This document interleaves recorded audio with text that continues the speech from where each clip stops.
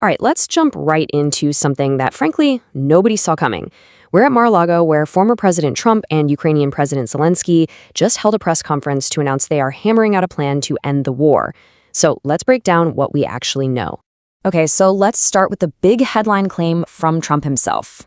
After what sounds like some very intense talks, he's out here suggesting a peace deal could be, and I'm quoting him here, very close.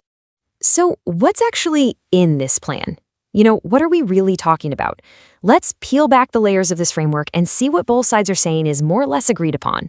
Well, for his part, President Zelenskyy came to the table with a pretty comprehensive 20-point peace plan. He's describing this as the real cornerstone of the entire negotiation. And this is where it starts to get really interesting. According to Zelenskyy, they've made some major headway.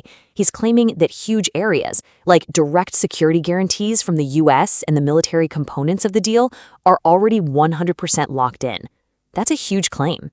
But, and this is a big but, it is not a done deal, not by a long shot.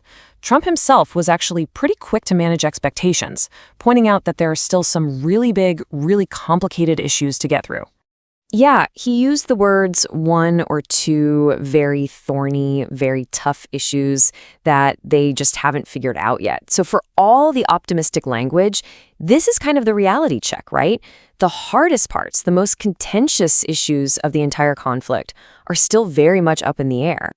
And this slide just lays out that divide perfectly. On one side, you've got all the security structures, which seem to be nearly in place.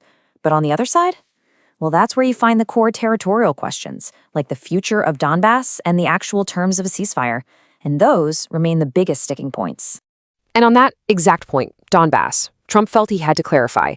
He said, the word agreed is too strong. He thinks they're getting closer, sure, but he wanted to make it absolutely clear that a final deal on that has not been reached.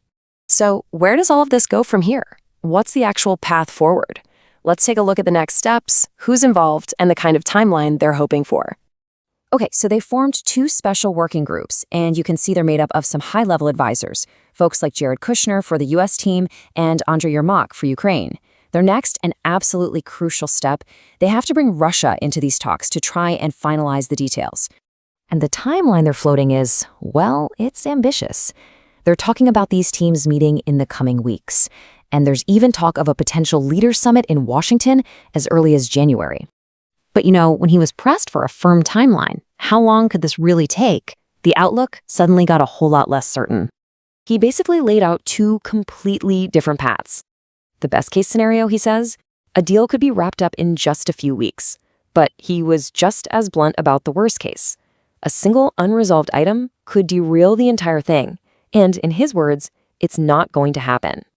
And that really leaves us with the big final question, doesn't it? With all the hardest issues still unresolved, are we looking at a legitimate framework for peace?